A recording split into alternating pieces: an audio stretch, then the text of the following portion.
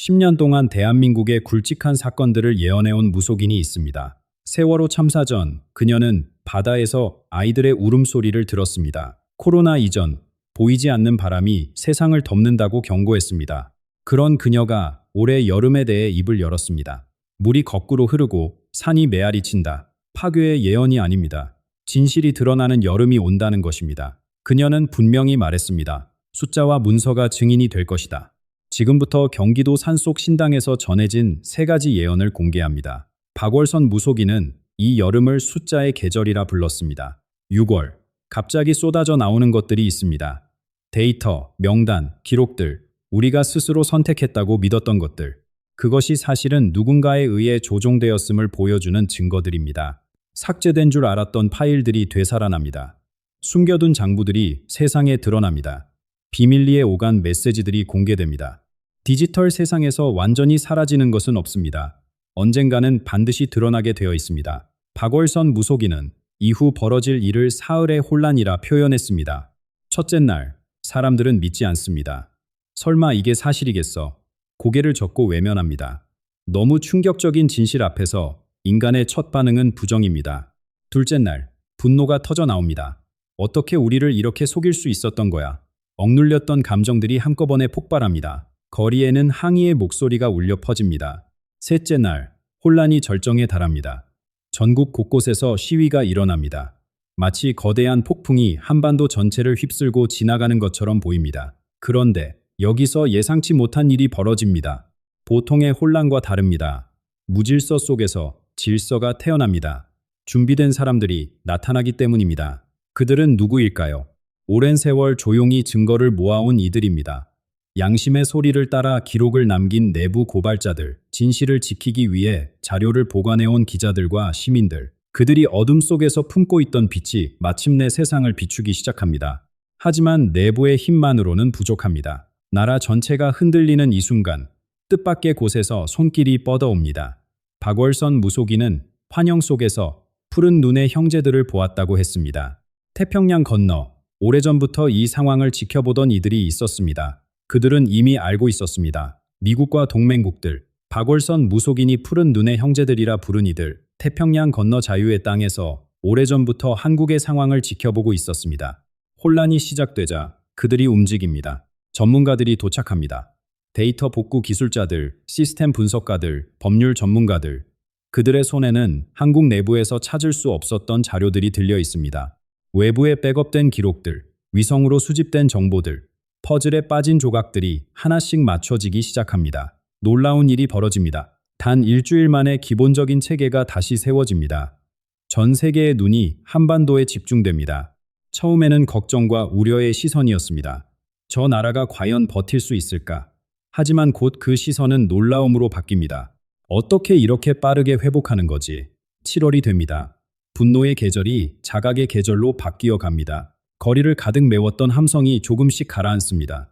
증오에 불타던 눈빛들이 차분해집니다. 파괴만을 외치던 목소리들이 이제 어떻게 다시 세울 것인가를 묻기 시작합니다. 이때 또 다른 이들이 모습을 드러냅니다. 박월선 무속인은 그들을 하늘이 택한 자들이라 불렀습니다. 법률 전문가들, 시스템 설계자들, 데이터 분석가들, 수십 년간 그림자 속에서 실력을 갈고 닦아온 사람들입니다. 명예도 바라지 않았습니다. 보상도 기대하지 않았습니다. 오직 언젠가 이런 날이 올 것을 알고 묵묵히 준비해온 이들입니다. 나라의 기반이 흔들렸습니다. 뿌리째 뽑힐 것 같은 위기였습니다. 하지만 완전히 무너지지는 않습니다. 새로운 기둥들이 나타났기 때문입니다. 썩은 기둥을 대신할 튼튼한 기둥들, 거짓 위에 세워진 구조물을 진실 위에 다시 세울 사람들, 그들이 무너지는 건물 아래로 뛰어들어 버팀목이 됩니다. 옛말에 이런 말이 있습니다. 큰 나무가 쓰러질 때 새로운 싹이 돋아난다고, 낡은 것이 무너져야 새 것이 들어설 자리가 생긴다고. 6월의 폭풍은 파괴로 끝나지 않았습니다. 그것은 재건의 시작이었습니다. 그렇다면 이 재건은 어디까지 이어질까요? 8월, 더 큰 변화가 기다리고 있습니다. 산더미처럼 쌓인 증거들이 세상에 공개되고 한국은 전혀 새로운 국면으로 접어들게 됩니다. 8월, 증거의 산이 쌓이기 시작합니다.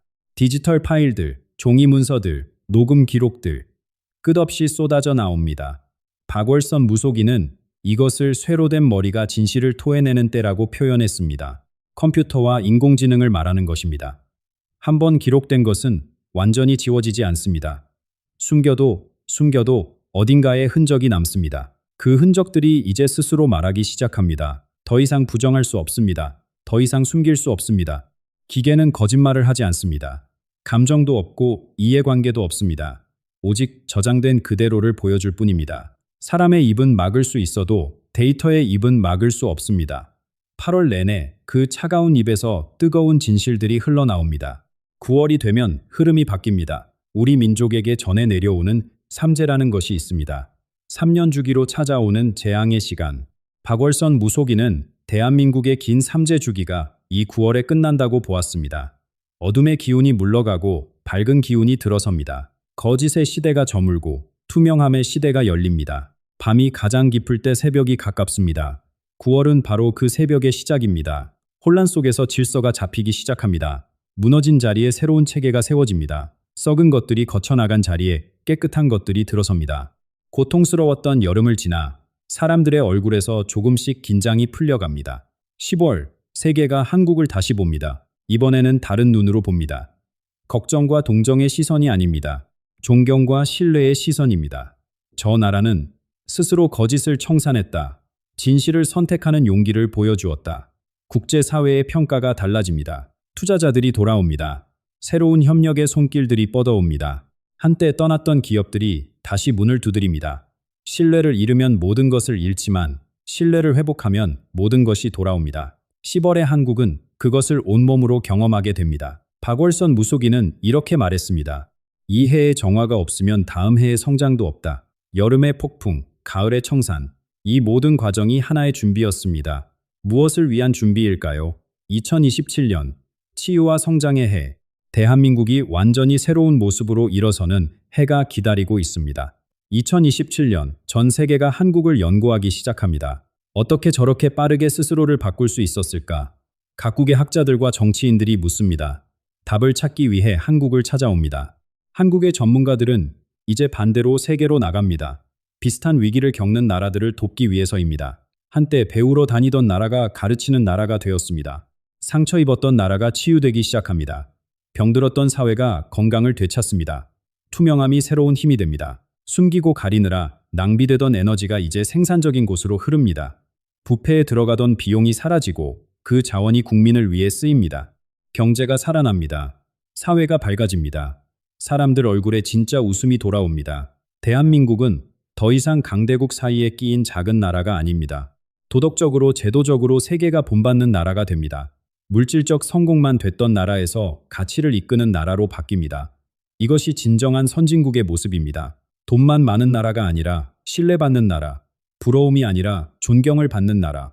몸의 치유가 끝나면 마음의 치유가 시작됩니다. 사회 구조가 바로 서고 경제가 회복되고 국제적 신뢰가 돌아왔습니다. 이제 무대가 준비되었습니다. 가장 깊은 변화를 위한 무대. 박월선 무속인이 가장 중요하게 여겼던 예언이 기다리고 있습니다. 영적인 변화의 시간이 다가옵니다. 2028년은 원숭이의 해입니다. 지혜의 해입니다. 박월선 무속인은 자신의 환영이 옛 예언서들과 맞닿아 있다고 말했습니다.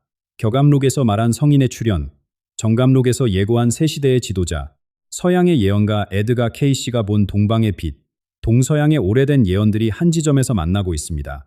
2028년 봄, 스승이 나타납니다. 그러나 그 모습은 우리의 예상과 다릅니다. 화려한 등장이 없습니다. 요란한 선전이 없습니다. 박월선 무속인은 이분을 이렇게 표현했습니다. 물속에 살되 젖지 않는 사람, 세상에 있으되 세상에 물들지 않는 존재, 연꽃이 진흙에서 피어나도 더럽혀지지 않듯이 이 스승은 평범한 모습 속에 비범한 깨달음을 품고 있습니다.